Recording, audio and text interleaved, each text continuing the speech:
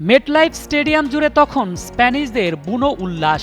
Lamine Yamal, ফেরান তোরেসেরা যখন ইতিহাসের দ্বিতীয় বিশ্বকাপ জয়ের আনন্দে মেতে আছেন, মেটলাইফ স্টেডিয়ামের গোলপোস্টের নিচে তখন হাঁটু গেড়ে বসে অঝরে কাঁদছেন একজন মানুষ। তিনি এমিলিয়ানো মার্তিনেজ।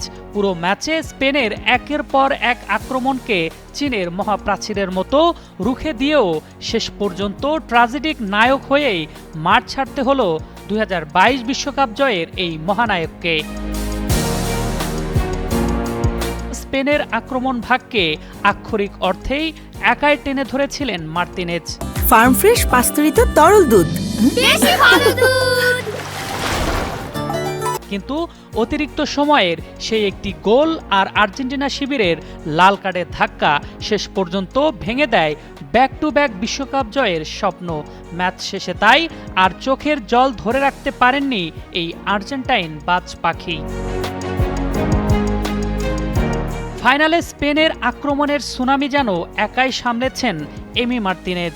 পরিসংখ্যান বলছে, পুরো ম্যাচে স্পেনের নেওয়া 20টি শটের মধ্যে 11টি ছিল অন টার্গেট। এর মধ্যে রেকর্ড 10টি চোখ ধাঁধানো সেভ করেন এমি মার্তিনেজ। কখনো লামিন ইয়ামালের বুলেট গতির শট, কখনো নিকো উইলিয়ামসের একক প্রচেষ্টা, সবকিছুই মার্তিনেজের গ্লাভসে এসে জমা হচ্ছিল।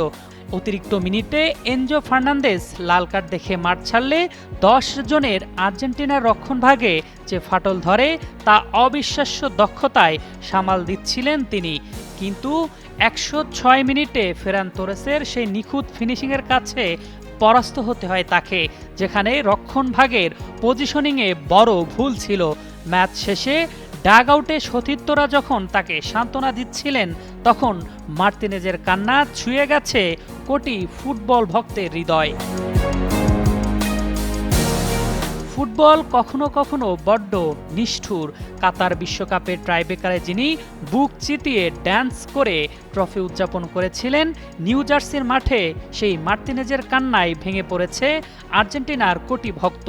তবে ম্যাচ হারলেও 2026 বিশ্বকাপের ফাইনালটি ফুটবল বিশ্ব মনে রাখবে গোলপোস্টের নিচে মার্তিনেজের সেই অতিমানবীয় বীরত্বের জন্যই। স্পেনের আক্রমণ ভাগের সামনে তিনি গোলকিপার ছিলেন না, ছিলেন আস্ত এক মহাপ্রাচীর। আরফিন জুয়েল, যুগান্তর স্পোর্টস।